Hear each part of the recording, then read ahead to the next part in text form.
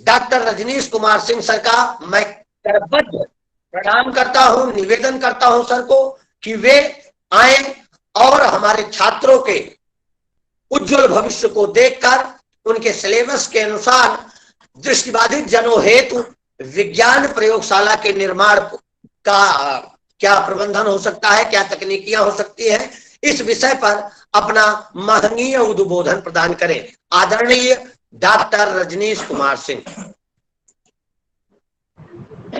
आज के व्याख्यान माला की श्रृंखला में उपस्थित विद्वज्जन और प्रिय नागेश पांडे जी और समस्त देश ही नहीं बल्कि सुदूरवर्ती क्षेत्रों से जुड़े हुए हमारे शिक्षार्थीगण,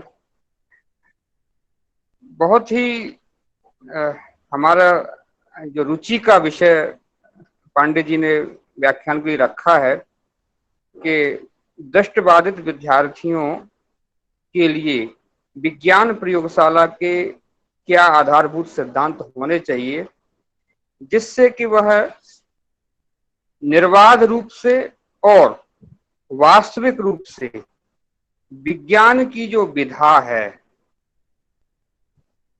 उसका ज्ञान व्यवहारिक रूप से प्राप्त कर सकें, साथ ही साथ इस ज्ञान का अनुप्रयोग भी आवश्यकता पड़ने पर वह अपने शिक्षण अधिगम के साथ दैनिक जीवन में भी कर सकें। तो एक बहुत ही चैलेंजिंग भी कह सकते हैं इसको, साथ ही साथ महत्वपूर्ण विषय है चर्चा का।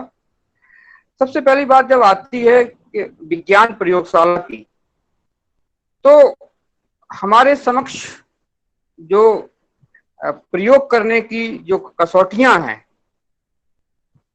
उसके अनुसार शिक्षार्थी की अभिक्षमता, उसका स्किल, साथ ही साथ विज्ञान के प्रयोगों से संबंधित जो अपेक्षित दक्षताएं हैं, एफिशिएंसी है, उसके प्रश्न हमारे सामने खड़े होते हैं।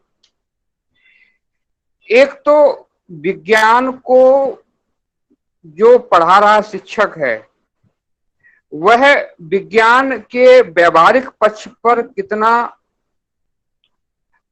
उसकी पकड़ है, साथ ही साथ विज्ञान को जीवन के जो मुख्य धारा है उसके साथ जोड़ने में उसकी व्यवहारिक कुशलता कितनी है, इस बात पर चाहे वो शिक्षार्थी सामान्य हो अथवा शिक्षार्थी दृष्टिबाधित हो, उन दोनों की जो व्यवहारगत कुशलताएं हैं वह उस शिक्षक पर निर्भर करती हैं। जहां तक दृष्टिबाधित विद्यार्थियों का प्रश्न है, तो विज्ञान शिक्षण में ही नहीं, जितने भी विषय अवलोकन आधारित हैं, जितने भी विषय प्रत्यक्षीकरण से संबंधित हैं, जिन विषयों में परसेप्शन की आवश्यकता है, दृष्टिबाधिता एक चुनौती के रूप में आकर के खड़ी होती है। लेकिन चुनौती अवश्य है, यह असंभव बिल्कुल नहीं है। हमको ये नहीं सोचना चाहिए कि हम ये कोई विद्यार्थी दृष्टिबाधित है तो वो विज्ञान को सीख नहीं सकता या वैज्ञानिक प्रयोगों को कुशलता पूर्वक संचालित नहीं कर सकता। ऐसी कोई उसके सामने जो विकट परिस्थिति नहीं है। हाँ, कुछ चुनौतियां हैं, कुछ बाधाएं हैं, उनको हम न्यूनतम करके ऐसे विद्यार्थियों को भी विज्ञान का जो ज्ञान है वह सृजनात्मक गतिविधियों और जो हमारी दक्षता आधारित गतिविधियां हैं उसके माध्यम से बहुत ही सरल रूप में प्रदान कर सकते हैं। जो सबसे पहली बात है कि विज्ञान की जो प्रयोगशाला है उसको हम कैसे दृष्टिबाधित विद्यार्थियों के अनुकूल बनाएं। तो सबसे पहली बात है कि जो विज्ञान की प्रयोगशाला है उसका स्वरूप होता कैसा है सामान्यतः, पहले हम इस पर विचार कर लें। सामान्यतः जो एक छोटी सी प्रयोगशाला है जो माध्यमिक कक्षाओं में सामान्यतः प्रयोग की जाती है, उसमें न्यूनतम 20 विद्यार्थियों के लिए प्रयोग करने के अवसर वहां पर उपलब्ध होते हैं। लेकिन जब हम दृष्टिबाधित विद्यार्थियों के बारे में सोचते हैं तो यह जो स्थान है इसके स्वरूप पे भी हमें विचार करना आवश्यक है कि जब वो विद्यार्थी सक्षम है तब 20 विद्यार्थियों के लिए वह जगह उपयुक्त है। लेकिन क्योंकि सीधा परसेप्शन दृष्टिबाधित विद्यार्थी नहीं कर सकते, अतः उनको किसी प्रयोग को कुशलतापूर्वक संपन्न करने के लिए अपने किसी साथी की भी आवश्यकता है जो कि अल्पदृष्टि हो या दृष्टिबाधिता रहित हो।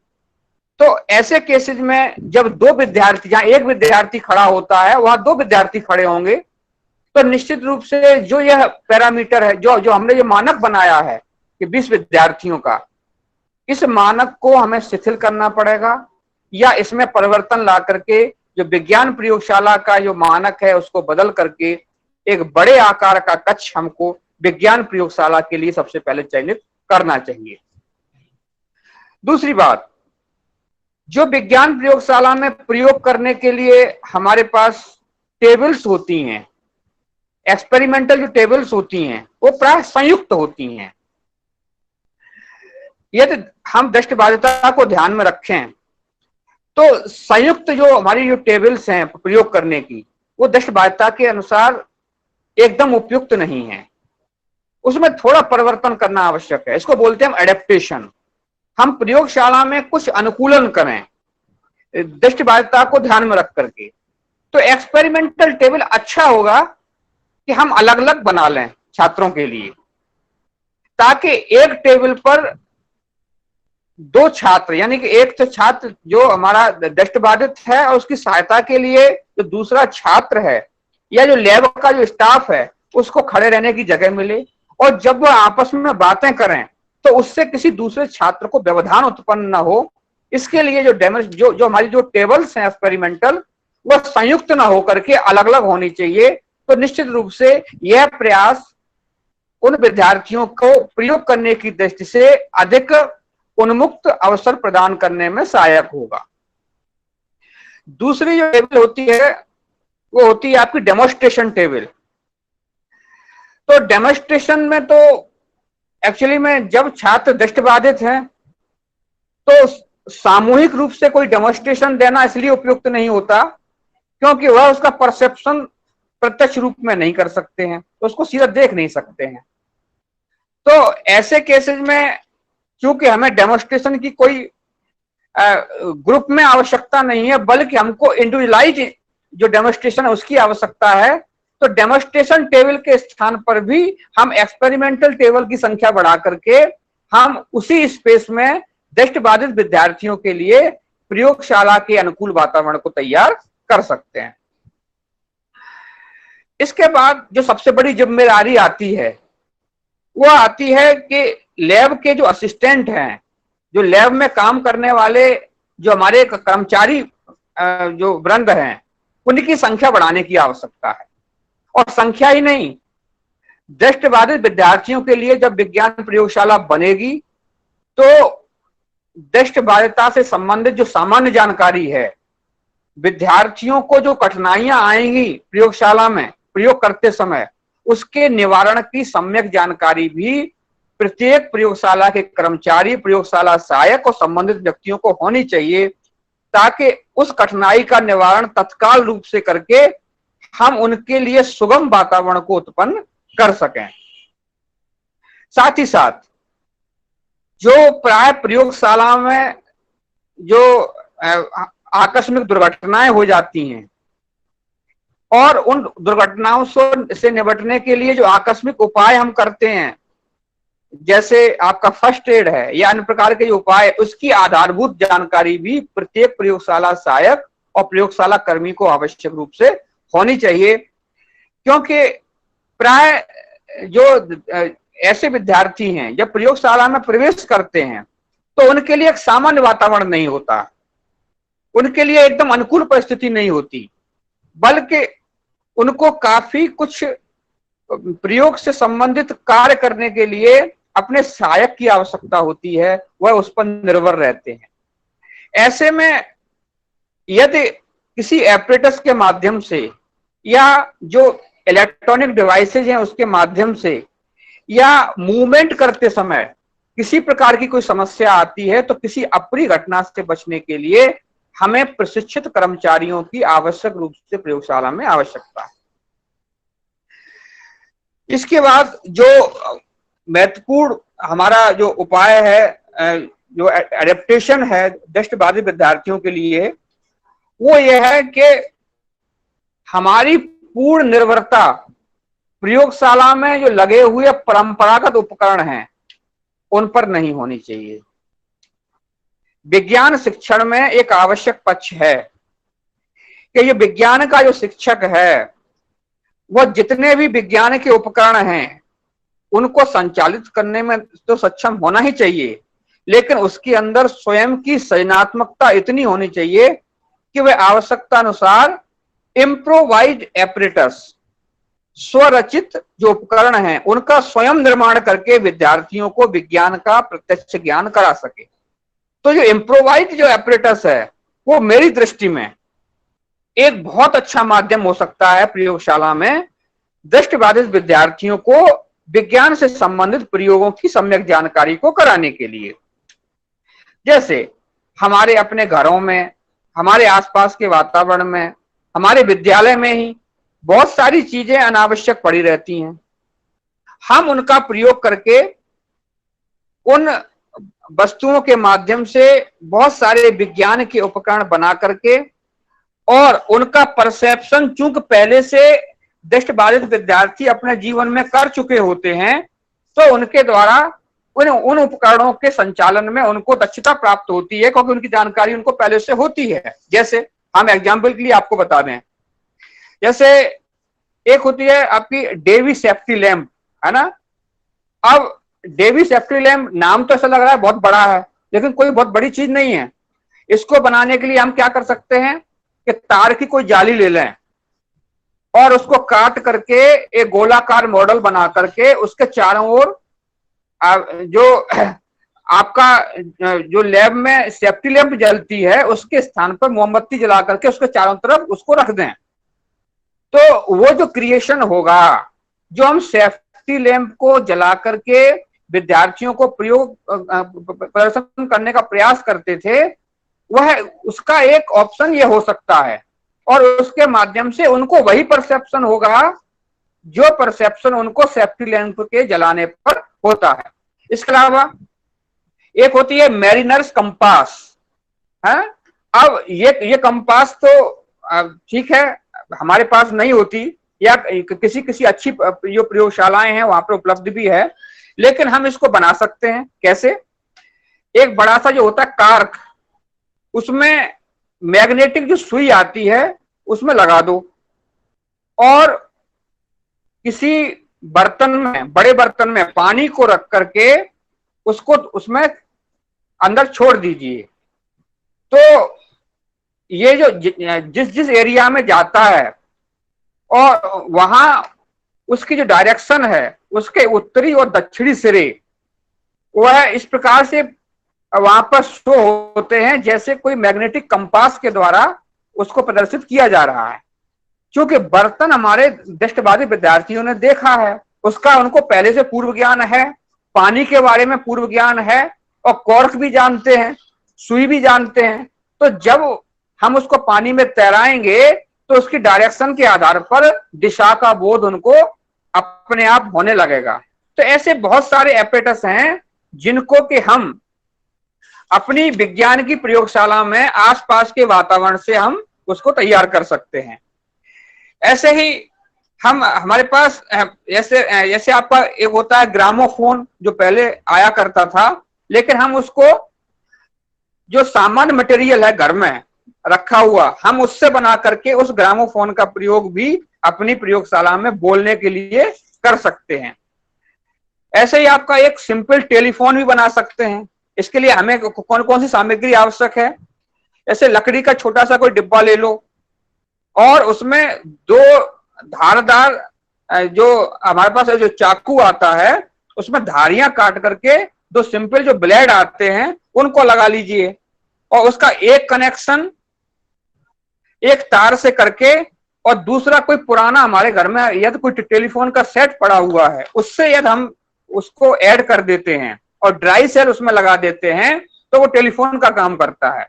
एक सिरे पर एक विद्यार्थी बोलेगा तो दूसरे पर उसकी आवाज कन्वर्ट होकर उसमें में आएगी।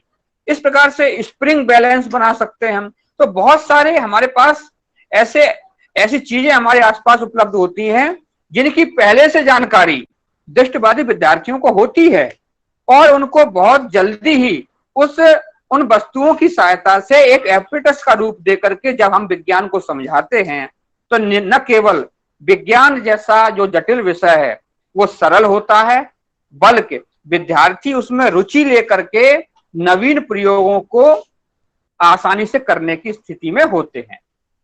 दूसरा सबसे बड़ा फायदा क्या होता है कि जो एपरेटस मानकों के अनुसार बने हैं वह पूर्ण रूप से विजुअल इंपेयर्ड विद्यार्थियों के लिए फ्रेंडली नहीं होते, क्योंकि वो ज्यादातर सामान्य विद्यार्थियों की आवश्यकता को ध्यान में रखकर बनाए गए होते हैं। ऐसे में उनके लिए एडेप्टेशन करने के लिए हम बहुत सारे उपाय करते हैं। तो उसमें हमें एक बहुत बड़ा जो आपका बजट है उसकी आवश्यकता होती है। लेकिन इम्प्रोवाइज जो एपरेटस हैं उनको हम आसपास के वातावरण से एकत्रित करके उन वस्तुओं को हम न केवल विद्यार्थियों को साइंस से संबंधित जो प्रोजेक्ट है या जो हमारा एंगेजमेंट है, जो पार्टिसिपेशन है, उसको बढ़ा सकते हैं, बल्कि विद्यार्थियों को विज्ञान का व्यवहारिक अनुभव भी प्रयोगशाला में बहुत ही सरल ढंग से प्रदान कर सकते हैं।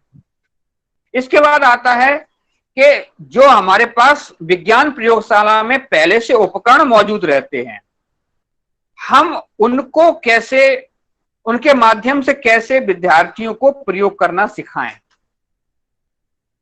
तो इसमें एक तो जो प्रारंभ में ही हमने आपको बता दिया तथ्य कि विज्ञान के बहुत सारे प्रयोग अकेले ही दृष्टिबाधित विद्यार्थी स्वयं नहीं कर सकता, उसके लिए उसको एक सहायक की आवश्यकता है। लेकिन फिर भी बहुत सारे एपरेटस ऐसे हैं जिनको हम उनके अनुकूल बना करके उनका एंगेजमेंट हम एक्सपेरिमेंट में बढ़ा सकते हैं। जैसे एक आपके यहाँ होता है स्प्रिंग बैलेंस। स्प्रिंग बैलेंस जो होता है जिसको कहते हैं हम तुला, जिससे हम पदार्थों को तौलते हैं। अब ये देखा जाए तो सीधे रूप में दृष्टिबाधित इसका प्रयोग नहीं कर सकते, क्योंकि उसमें काफी चीजें ऐसी होती हैं जो उनके लिए नुकसानदायक हैं। जैसे उसका पॉइंटर जो निकला होता है, किसी पर उसका हाथ चला गया तो पता लगा कि उसको जो वो काम करने जा रहा था वो तो होने से रहा, लेकिन दूसरी समस्या आ गई। तो सबसे पहले तो हम जिस प्रकार के जो बैलेंस हैं इनके पॉइंटर को रिमूव कर दें। दूसरा, इसमें जो मेजरमेंट स्केल लगे हुए हैं इनको टेक्टाइल फॉर्म में, यानी कि उभरी हुई जो हमारा जो उसका स्वरूप है उसमें ला करके उनका पहले से ही प्रशिक्षण हम दृष्टिबाधित विद्यार्थियों को दे देते हैं कि कौन से स्केल पर कितनी दूरी पर उसका मेजरमेंट का टाइप क्या है। तो निश्चित रूप से जब वह स्केल उस बैलेंस में लगा होगा तो विद्यार्थी उसको टच करके उसके आधार पर अनुमान लगा सकता है कि जो वस्तु उस तुला में रखी हुई है उसका माप कितना है। ऐसे ही लाइट जो सेंसर्स हैं, हमने देखा है कि आपके बहुत सारे जो भौतिक विज्ञान के प्रयोग हैं जैसे जो कि विद्युत धारा पर आधारित हैं, तो आप किसी सर्किट को जब जोड़ते हो तो सर्किट को जब हम जोड़ते हैं तार के द्वारा या अन्य जो हमारी जो उसके साथ में डिवाइस लगी हुई हैं, तो एक रोशनी सी चमकती है, बल्ब जलता है। लेकिन बल्ब जो बालक अल्पदृष्टि है, लो विजन है, वो तो ठीक है, वो तो अनुमान लगा सकता है रोशनी का, या हम उसकी इंटेंसिटी को बढ़ा करके हम उसके लिए अनुकूलन कर सकते हैं। लेकिन कुछ विद्यार्थी ऐसे हैं जिनको लाइट का सही परसेप्शन नहीं होता, तो उसके लिए हमारे पास बहुत अच्छे उपाय आ रहे हैं। जैसे जो बल्ब है, बल्ब के स्थान पर हम माइक्रोफोन लगा दें तो क्या होगा, जैसे ही वो सर्किट से जो हमारा जो तार है जो जुड़ेगा तो बल्ब ना जल के आवाज आएगी, और आवाज तो हमारे दृष्टिबाधित विद्यार्थी सुन ही सकते हैं, और निश्चित रूप से उस आवाज के माध्यम से हम विभिन्न स्टेप पर जो विद्युत धारा से संबंधित प्रयोग हैं उनको कर सकते हैं और विद्यार्थियों को उसके अनुकूल जो एक्सपेरिमेंट है उसको करवा करके उसका परसेप्शन करा सकते हैं। इसके अलावा अगर विद्युत बल्ब भी लगा रहने दें तो हम आजकल बहुत सारे सेंसर्स आ रहे हैं। सेंसर, लाइट जला तो उसका जो सेंसर है वो संकेत देता है कि लाइट जल गई, तो वो सेंसर का प्रयोग करके हम स्टूडेंट्स को उस लाइट का परसेप्शन करा सकते हैं। उससे संबंधित एक्सपेरिमेंट के लिए हम उनको जो उनका एडेप्टेशन कर सकते हैं। एक टेक्निक होती है मल्टी वाइब्रेशन। मल्टी वाइब्रेशन में क्या है? मल्टी वाइब्रेशन में सेंसर सीधे रूप में नहीं होता, साथ ही साथ जो बल्ब लगा है या जो हमने उसके लिए उसके स्थान पर माइक्रोफोन इस्तेमाल किया है उसको भी हमने मिनिमाइज कर देते हैं। जैसे हमको टाइट्रेशन करना है, हमको किसी अम्ल की सांद्रता यानी उसका जो कंसंट्रेशन है या उसका जो डाइल्यूशन है उसकी इंटेंसिटी पता करनी है, तो हम वाइब्रेशन के जो डिवाइसेज हैं उसको हम ब्यूरेट के साथ, पिपेट के साथ या अन्य जो हमारी डिवाइसेज हैं उसके साथ में संबद्ध करके हम वाइब्रेशन उत्पन्न करते हैं कि हमने जो भी एसिड मिलाया या जो भी हमने उससे संबंधित जो आपका लिक्विड है उसको मिलाया, तो उसका जो लेवल है वो कितना बढ़ा, कितना घटा या उसमें कितना चेंज आया।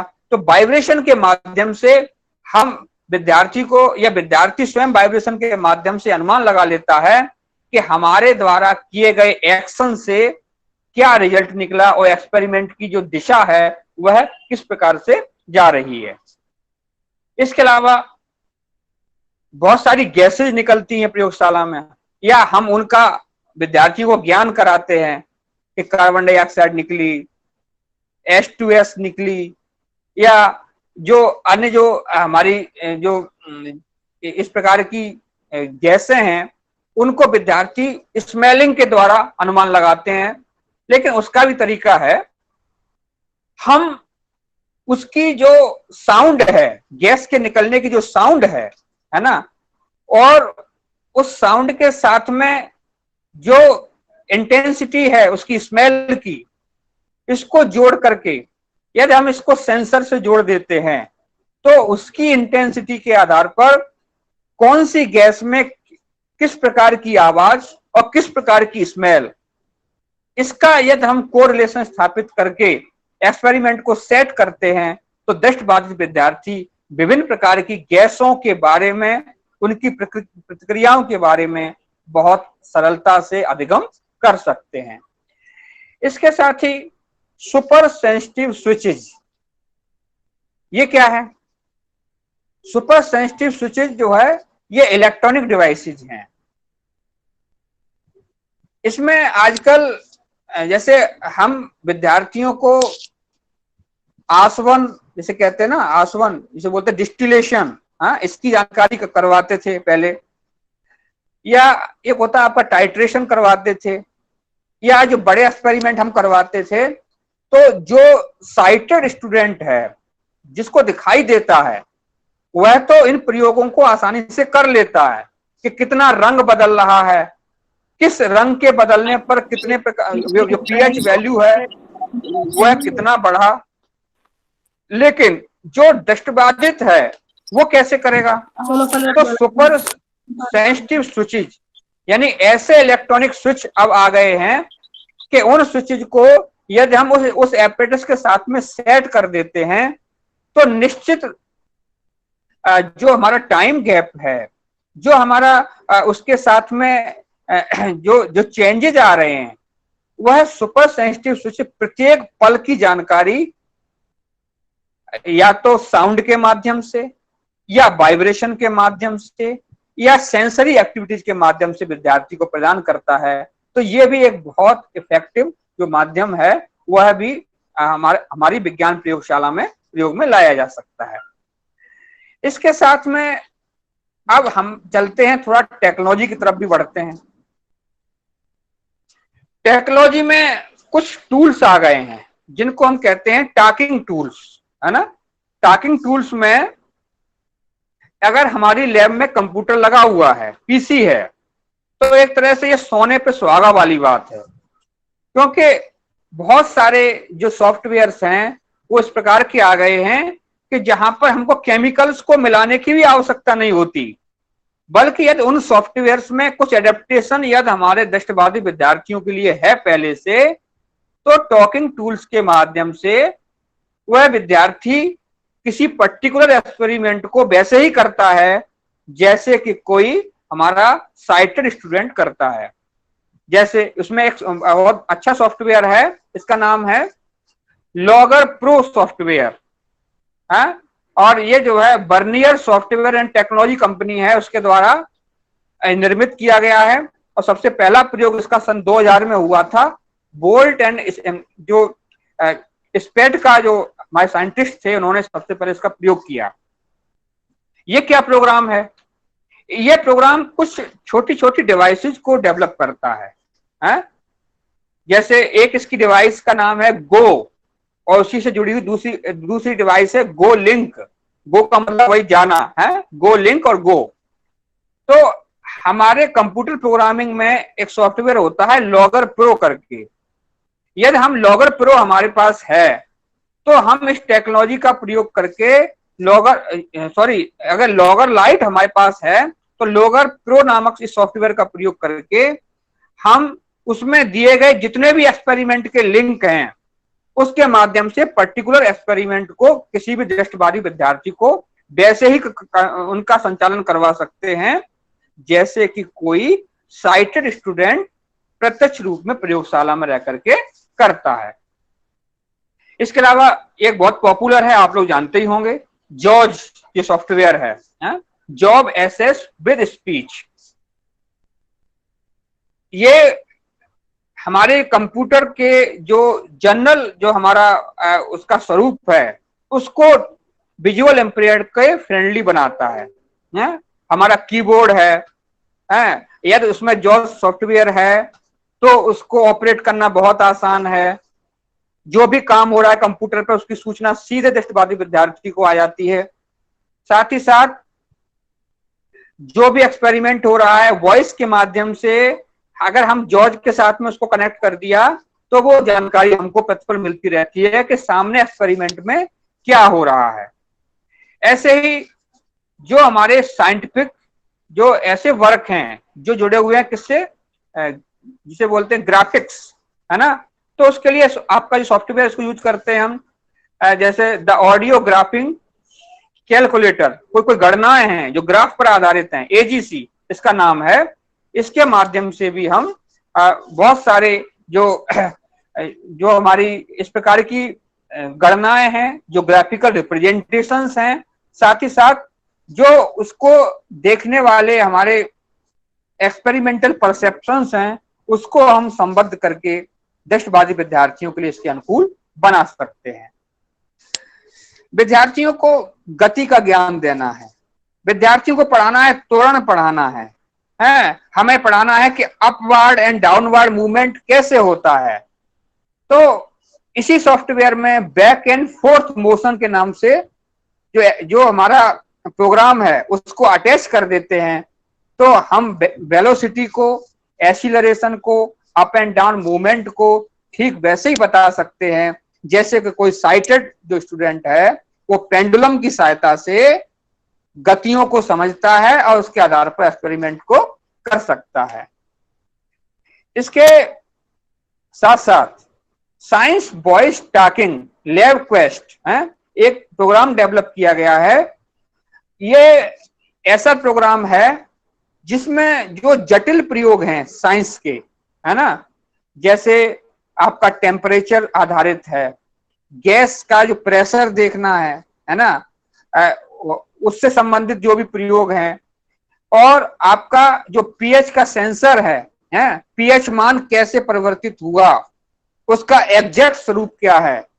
तो इसके माध्यम से इसमें बहुत सारे सॉफ्टवेयर्स हैं, इसकी मदद लेकर के हम जो है इन एक्सपेरिमेंट को भली भांति समझ सकते हैं और अपने जो एपरेटस जो हमारे परंपरागत हैं उनमें टेक्टाइल जो फॉर्म के अकॉर्डिंग जो मेजरमेंट स्केल है उसमें चेंज ला करके, जो हमारे एपरेटस हैं उनको उनका फॉर्म को बदल करके, साथ ही साथ जो हमारे ऐसे एपरेटस हैं जो कि इलेक्ट्रॉनिक बेसिस हैं उनके साथ में पीसी को कनेक्ट करके हम बहुत सारे एक्सपेरिमेंट को बहुत ही सिंप्लीफाइड ढंग से कर सकते हैं और बिना किसी ज्यादा सहायकों की आवश्यकता के स्वयं दृष्टिबाधित विद्यार्थी भी इन एक्सपेरिमेंट को बार बार उसका रिवीजन भी कर सकता है। इसके अलावा जो हमारे साइंस की लैब में मॉडल्स होते हैं, चार्ट होते हैं, वह भी प्रयोगों को समझने में बहुत मदद हमारे दृष्टिबाधित विद्यार्थियों को कर सकते हैं।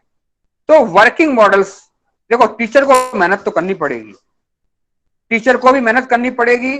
हमारे जो विद्यार्थी दृष्टिबाधित हैं उनको ये ना समझा जाए कि वह इस प्रकार के कार्यों को नहीं कर सकते। जब उनको एंगेज करेंगे हम किसी इस प्रकार के प्लान में, तो वो खुशी खुशी तैयार होंगे और उनके माध्यम से जब कोई वर्किंग मॉडल तैयार होगा तो न केवल वो उसके बारे में बता सकते हैं, बल्कि उसके माध्यम से किसी भी एक्सपेरिमेंट को अपनी क्रिएटिविटी के माध्यम से प्रयोग कर सकते हैं। ये कोई नवीन अवधारणा नहीं है। हमारे यहाँ जो चल रहा है कंस्ट्रक्टिविज्म, संरचनावाद, ये क्या है? ये संरचनावाद का ही हमारा व्यवहारिक स्वरूप है कि केवल हम यह मान करके विज्ञान या उससे जुड़े हुए विषयों का ज्ञान न दें कि विद्यार्थी न केवल उसको समझ रहा है बल्कि उसके बारे में उसको कंसेप्ट भी स्पष्ट हो रहा है, बल्कि उसके अंदर इतनी क्षमता उत्पन्न कर दें कि वह किसी भी दूसरे नए आइडिया से उस इंसिडेंट को, उस कंसेप्ट को, उस रिएक्शन को स्वयं प्रस्तुत कर सके। निश्चित रूप से यदि विज्ञान के विद्यार्थी में यह क्षमता आ गई, चाहे वो साइटेड हो या वह विजुअल इंपेयर्ड हो, निश्चित रूप से वह विज्ञान के क्षेत्र में बहुत आगे तक अपना जो उसका लक्ष्य है उसको पूरा कर सकता है। इसके अलावा ये तो बातें हम कह रहे थे एडेप्टेशंस के बारे में, कुछ सॉफ्टवेयर्स के बारे में, लेकिन कुछ चीजें हमको अपने लैब के अंदर सावधानी के तौर पर इस प्रकार से करनी है कि दृष्टिबाधित विद्यार्थियों की निर्भरता दूसरे विद्यार्थियों और शिक्षकों पर उतनी न रहे जितनी कि प्राय परंपरागत प्रयोगशालाओं में ऐसा हो जाता है। तो सबसे पहले तो जो हमारा अरेंजमेंट है हमारी लैब में, एपरेटस का, केमिकल्स का, हमारे बहुत सारे स्पॉट्स रखे रहते हैं जो बायोलॉजी के, उनकी जो लेबलिंग है वह भी ब्रेल लिपि में हो, वह इस फॉर्म में हो कि विद्यार्थी को यह पता हो कि किस जगह लैब में किस जगह कौन सा एपरेटस रखा हुआ है, उसको हम किस प्रकार से प्रयोग कर सकते हैं। साथ ही साथ जब हम एक्सपेरिमेंट को सामूहिक रूप में करवाएंगे या इंडिविजुअल रूप से विद्यार्थी को देंगे तो पहले से उसके लिए गाइडलाइन क्या होगी, इन सारी चीजों को एक हैंडबुक के रूप में, हैंडबुक एक तैयार करना बहुत आवश्यक है। हैंडबुक में पूरा विवरण रहेगा कि लैब में कितना सामान है, कितने प्रकार के एपरेटस हैं और कौन कौन से ऐसे एपरेटस हैं जिनको लो विजन स्टूडेंट सीधे रूप में कर सकता है, दृष्टिबाधित विद्यार्थी सीधे रूप में कर सकता है, किस किस के लिए हमको सहायक की आवश्यकता है और किस किस के लिए हमारे पास जो एडेप्टिव जो एनवायरनमेंट है वो हमने उसके लिए क्रिएट किया हुआ है। तो वो सारी जो लोकेशन है लैब की वो विद्यार्थी को स्पष्ट होनी चाहिए। कहां से एंटर करना है, किस जगह उसका सीट नंबर है, सीट नंबर पर कौन सा एपरेटस कहां लगा हुआ है, वहां आपको कौन सी सामग्री किस क्रम में मिलेगी। साथ ही साथ जो बहुत टॉक्सिक एलिमेंट जो हैं, ऐसे हमारे एपरेटस हैं, ऐसे केमिकल्स हैं, उनको पीछे की साइड में अरेंज करके आगे की साइड में ऐसे हमको जो सामान, जो एपरेटस, जो हमारे केमिकल्स लगाने हैं कि ताकि कहीं गलती से कोई विद्यार्थी उनको छू भी लेता है या गलती से कोई उसके संपर्क में आ भी जाता है तो उसको कोई विशेष हानि न पहुंचे। कुल मिलाकर के यह है कि एक दृष्टिबाधित विद्यार्थी के लिए जो प्रयोगशाला का स्वरूप है वो परंपरागत प्रयोगशाला से इस रूप में भिन्न होना चाहिए कि प्रयोगशाला में प्रवेश करने से लेकर प्रयोग करने तक, और प्रयोग करने के पश्चात प्रयोगशाला से जो एक्सपीरियंस को वो गेन करे, है ना, उसकी पर्याप्त ड्राफ्टिंग हो, और उसके बाद जब वो बाहर आए तो निश्चित रूप से वह एक गुड लर्निंग एक्सपीरियंस को सीख करके जाए। इस विधा से यदि हम विज्ञान प्रयोगशाला का अनुकूलन किसी दृष्टिबाधित विद्यार्थी के लिए करते हैं तो वह प्रयोग करने में उसी प्रकार से दक्ष होंगे जिस प्रकार से सामान्य विद्यार्थी इस विधा में दक्ष होते हैं। जो समय दिया गया था मैंने अपने विद्यार्थियों को कुछ बताने का प्रयास किया है। मैं कितना सफल हुआ हूं ये तो विद्यार्थी ही बताएंगे। और अब समय है विद्यार्थियों की जो क्वेरीज हैं उनका, तो विद्यार्थियों से हमारा आग्रह है कि वो अपने प्रश्न पूछ सकते हैं।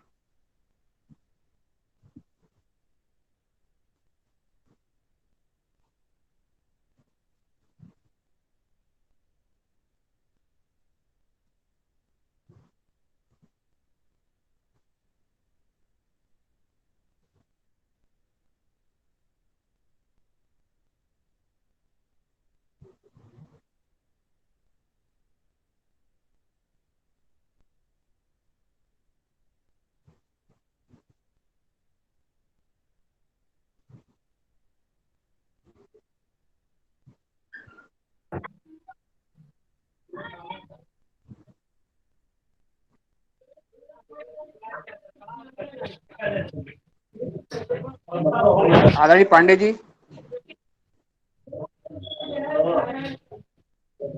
आदरणीय पांडे जी,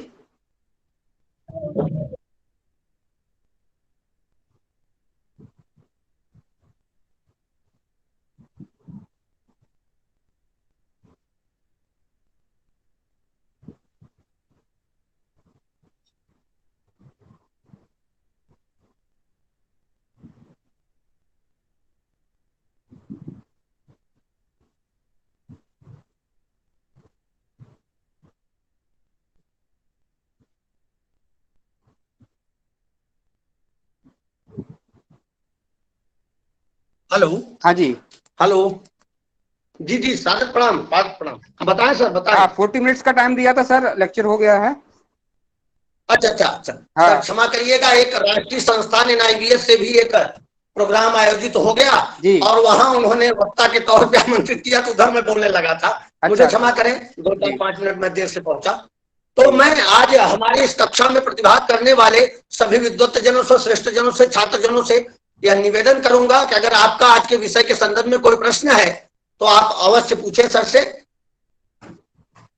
सर सतीश कुमार यादव ने पूछा है, विज्ञान प्रयोगशाला में कितने दृष्टि दिव्यांग बच्चों को एक बार में ले जाना चाहिए? हाँ, ये प्रथमतः तो प्रयोगशाला के आकार पर निर्भर करता है कि आपने प्रयोगशाला को जो उसका हॉल है वो उसका स्पेस कितना है। साधारणतया 10 से लेकर के 15 विद्यार्थियों को हम एक बार में अगर ले जाएं और उनके लिए अलग अलग एक्सपेरिमेंटल टेबल हो तो निश्चित रूप से प्रयोग कराने में हमको सरलता होगी।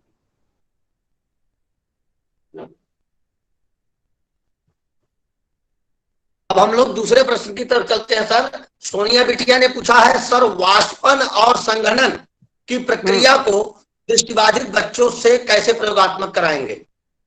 हाँ जी, कंडेंसेशन और एवापोरेशन की जो बात आप लोग कह रहे हैं, ये वाला जो प्रयोग है इसके बहुत सारे आइडिया हो सकते हैं। जो हमारे मन में जो विचार आ रहा है कि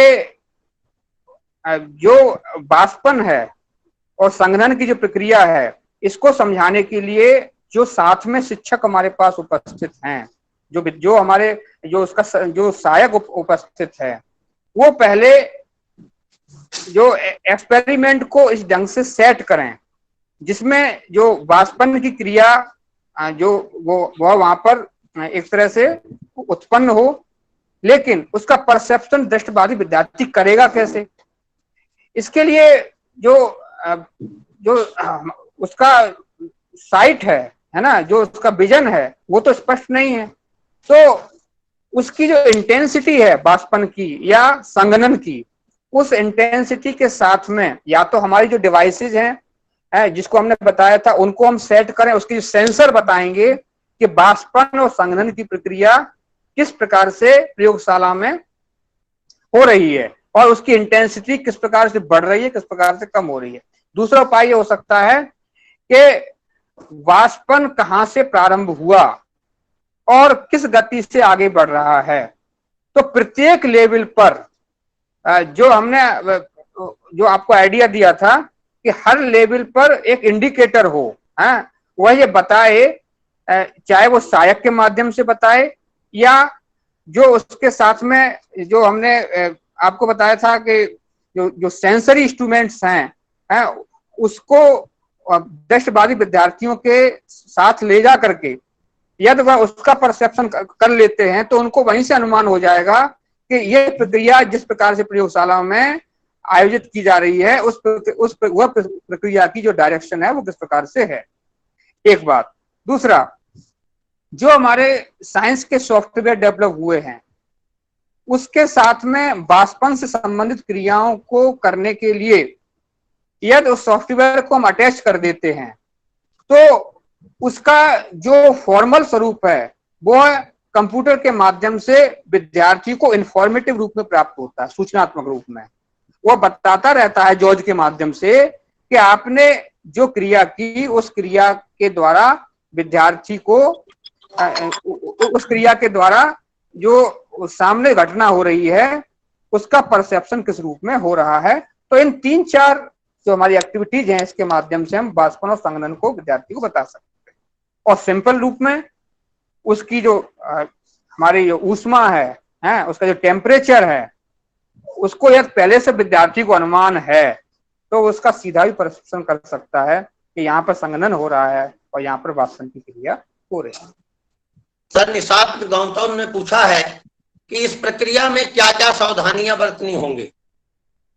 हाँ, सबसे बड़ी तो सावधानी ये है जो हीट प्रॉब्लम है, जो आपकी जो जो जो जिसे कहते हैं टेम्परेचर से संबंधित प्रॉब्लम्स हैं, जब भी हम भी इस प्रकार के एक्सपेरिमेंट करते हैं तो सीधे दृष्टिबाधित विद्यार्थी से नहीं करवाएंगे। हम कोई भी एक्सपेरिमेंट जब हम करवाते हैं, है ना, तो इस प्रकार के एक्सपेरिमेंट का जो सहायता है हम सहायक की लेंगे। साथ ही साथ सीधे उससे परसेप्शन नहीं कराएंगे कि तुम छू करके देखो, कि तुम उसको सीधे सूंघ लो, ऐसा नहीं। वही बताएगा या जो सॉफ्टवेयर है वो अपने आप इंडिकेट कर देंगे कि ये जो सामने जो प्रक्रिया हो रही है उस प्रक्रिया का परसेप्शन किस प्रकार का है। कहने का मतलब है कहीं भी उसको एक्सपेरिमेंट के साथ में जो हमारे एपरेटस हैं और केमिकल हैं उनके साथ में उसका संपर्क ज्यादा नहीं होना चाहिए जब तक कि उसको पहले से उसकी जानकारी ना हो। यस सर, अगला प्रश्न आया है, ब्लाइंड बच्चे प्रयोगशाला में प्रयोग किए जाने वाले वस्तुओं की पहचान कैसे करेंगे, उनके कौन सी वस्तु मिलाकर प्रयोग करना है। अच्छा, इसमें 2 बातें हैं। पहचान कैसे करेंगे उसके लिए हम बता चुके हैं अपने व्याख्यान में जी कि लेबलिंग कराएं और लेबलिंग का सीक्वेंस सामान्य प्रयोगशाला से अलग हो, यानी कि ऐसे पदार्थ जो सीधे संपर्क में आकर के दृष्टिबाधित विद्यार्थियों को कोई क्षति पहुंचा सकते हैं, उनकी बोतल्स को, उनके जो रिजेंट्स को एकदम पीछे ले जाएं और उनका जो सीक्वेंस है उसकी हैंडबुक तैयार करें। उसमें हर बात स्पष्ट रूप से लिखी रहेगी कि कौन सा जो रिजेंट है, कौन सा केमिकल कहां पर रखा हुआ है। दूसरा, हाथ से छू करके, सूंघ करके जिनका परसेप्शन हो सकता है उसका एक बार प्रयोगशाला में जाने से पहले विद्यार्थी को यदि हम पहले से प्रशिक्षण दे देते हैं या उनका संपर्क उनसे करवा देते हैं तो बहुत सारे रिजेंट को वह अपने आप पहचान लेंगे कि भाई ये सामने वाला रिजेंट ये है। और ऐसे रिजेंट जो कि सूंघने पर, छूने पर या अन्य चीजों पर नुकसान पहुंचा सकते हैं, उनकी जो रैक है वो प्रयोगशाला में बिल्कुल अलग रख दी जाए और उनकी लेबलिंग करके बता दी जाए कि इस प्रकार के रिजेंट कहां पर रखे हुए हैं। दूसरी बात कि हम इनके मिलाने पर क्या होगा, तो ये बात हम कई बार रिपीट कर चुके हैं कि अब मिलाएंगे, जरूरी नहीं है कि वो इतना बालक सक्षम नहीं होता कि दृष्टिबाधित बालक सीधा उस केमिकल को उस जगह मिला दे। हो सकता है उसकी जगह कोई दूसरा मिल जाए तो सहायक के माध्यम से उसको मिलवाएगा तो उसका सामने जो भी उसका रिजल्ट आएगा वह उसकी सूचना देगा और उसके माध्यम से वह जान लेगा। जैसे मान लो टाइट्रेशन है, टाइट्रेशन में हमने ब्यूरेट में कोई ऊपर से केमिकल डाला तो चेंज कितना आया, रंग में कितना परिवर्तन आया, तो ये वो देख नहीं सकता। तो इसके लिए तो वो सहायक ही बताएगा कि डालने से क्या चेंजेस आए, या हमारे पास जो सेंसर हैं, जो सॉफ्टवेयर्स हैं, वो बता देंगे कि आपके किसी केमिकल को डालने के बाद क्या चेंजेस आ रहे हैं। अगला प्रश्न है सर हम लोगों का, एक्शन रिसर्च क्या होता है? ये पूछा है शैलेंद्र राठौड़ जी ने। हाँ, हालांकि व्याख्यान से हटके कोई बात नहीं, बताएंगे जरूर। एक्शन रिसर्च की परिभाषा पे जाने से पहले हम इसके शब्द पे ही ध्यान दें तो वहीं से इसका अर्थ मालूम हो जाएगा। एक्शन का मतलब है जब हम क्रिया में हैं, जब हम फंक्शन में हैं, और उस समय जब कोई समस्या क्रिएट हो रही है तो उस समस्या के निवारण के लिए जब हम किसी वैज्ञानिक पद्धति का अनुसरण करके अनुसंधान के द्वारा उस समस्या का समाधान खोज लेते हैं तो इस विधि को हम एक्शन रिसर्च या क्रियात्मक अनुसंधान कहते हैं। जैसे विज्ञान की प्रयोगशाला में हमें अम्ल क्षार की पहचान करानी है और हमारे पास उसके लिए आवश्यक जो केमिकल्स हैं वो मौजूद नहीं हैं, एक समस्या है। लैब में आपने प्रवेश किया और आपको पता लगा कि यहाँ पर ये रिजेंट है ही नहीं, तो आज का प्रैक्टिकल विद्यार्थियों का कैसे होगा, ये एक्शन रिसर्च का विषय है। तो अब क्या करेंगे, हम बहुत सारे ऑप्शंस को सोचेंगे कि ये नहीं है तो हम क्या करें, हमारे घर पर कौन कौन से केमिकल्स मौजूद हैं, हमारे विद्यार्थियों के पास आज अगर विद्यार्थी अपना लंच बॉक्स लेके आए होंगे तो नमक तो लेके आए ही होंगे, कुछ और चीजें लेकर के आए होंगे। कहने का मतलब है अम्ल क्षार की पहचान कराने के लिए क्या विकल्प हो सकते हैं और उस विकल्प में से सर्वश्रेष्ठ विकल्प का चयन करके हम उस पर कार्य करते हैं। कार्य करने के बाद जो रिजल्ट निकलता है उस रिजल्ट को जनरलाइज करते हैं। तो ये इस प्रकार की जो गतिविधियां हैं वो एक्शन रिसर्च के अंतर्गत आती हैं। आप विज्ञान पढ़ा रहे हैं, पढ़ाते पढ़ाते आपकी आधी कक्षा क्लास छोड़ जाती है और आधे विद्यार्थी रह जाते हैं आपकी क्लास में, तो क्या कारण है कि आपकी कक्षा में विद्यार्थी बीच में कक्षा छोड़ जाते हैं? क्या आप अच्छा नहीं पढ़ाते? क्या विद्यार्थियों को विज्ञान समझ में नहीं आती? क्या विज्ञान में विद्यार्थियों की रुचि नहीं है? तो ऐसी बहुत सारे ऑप्शन हो सकते हैं, उनमें से उन ऑप्शन पर विचार करके जब हम उनका सॉल्यूशन ढूंढते हैं तो इस प्रकार के बहुत सारे जो विषय हैं वो एक्शन रिसर्च के अंतर्गत आते हैं। सर रुचिपाल का प्रश्न है, प्रयोगशाला में एक अध्यापक कितने दृष्टिबाधित विद्यार्थियों को एक साथ गाइड कर सकते हैं? सामूहिक रूप में तो आदर्श स्थिति यह है कि मुझे बता दी 10 से 15 विद्यार्थियों को ही गाइड करना चाहिए, लेकिन चूंकि उनको समूह में हम गाइड उनके लिए ज्यादा बेनिफिशियल नहीं होता, अतः इंडिविजुअलाइज्ड यानी कि व्यक्तिगत उनको गाइड करने की दृष्टि से हम विद्यार्थियों की संख्या जितनी न्यूनतम रखेंगे हम उनको अधिकतम प्रयोग से संबंधित जानकारियों को दे सकते हैं। सामान्यतः 10 से लेकर के 15 विद्यार्थियों का बैच बना करके विज्ञान के प्रयोगों को प्रयोगशाला में कराना चाहिए। जी सर, अगला प्रश्न है पवन कुमार यादव का, सर प्रयोगशाला में किस उम्र व कक्षा के बच्चों को ले जाना चाहिए और चोट लगने की खतरे से बचने के लिए क्या सावधानियां रखी जाए? किस उम्र और कक्षा के विद्यार्थियों का जहां तक प्रश्न है, तो बीएड के जो विद्यार्थी हैं वो सामान्यतः कक्षा 6 से लेकर के कक्षा 10 तक के विद्यार्थी होते हैं माध्यमिक कक्षाओं में। तो इनका जो एज ग्रुप है वह 10 वर्ष से लेकर के मैं मानता हूं कि 17-18 वर्ष के बीच का है। लेकिन अगर विद्यार्थी इससे कम उम्र का है तो हमने जो बताया था सबसे पहले इम्प्रोवाइज्ड एपरेटस प्राइमरी कक्षाओं में भी है ना, जूनियर कक्षाओं में भी हम असुरक्षित उपकरणों के सहायता से भी विद्यार्थी को विज्ञान का ज्ञान करा सकते हैं। फॉर्मल रूप में जो कक्षा 6 का विद्यार्थी है उसको प्रयोगशाला में हम ले जा सकते हैं, और यह उम्र 10 से लेकर के 17-18 वर्ष के बीच की होती है। दूसरी बात, चोट लगने की स्थिति ना आए या इससे बचने के लिए हमें क्या सावधानी रखनी चाहिए। तो सबसे पहले मैंने बताया था कि लैब का जो अरेंजमेंट है वो परंपरागत लैब की तरह नहीं होता है। छात्रों की संख्या कम होगी, एक संयुक्त टेबल ना होकर के अलग अलग टेबल होंगी, उनके बीच में पर्याप्त गैप होगा। हमारा जो लैब में विद्यार्थियों को चलने के लिए, जो मूवमेंट के लिए रेलिंग होनी चाहिए, वो लैब के चारों ओर भी हो और दीवारों के चारों ओर भी हो। साथ ही साथ उसके बारे में पूरी गाइडलाइन कि कौन सा एपरेटस, कौन सा जो टेबल या कहाँ पर रेलिंग है, किस डायरेक्शन में है, यह जानकारी हैंडबुक में स्पष्ट रूप से लिखी होनी चाहिए। यदि इन सावधानियों को रखते हैं तो इस प्रकार की संभावनाओं को कम किया जा सकता है।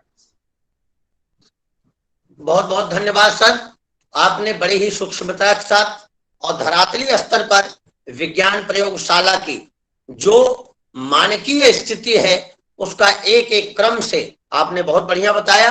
बच्चों का फीडबैक बहुत बेहतरीन आया है सर, चैट में अगर आप देख रहे हो, excellent class, very good class, इस तरीके की उनकी बातें आई हैं सामने।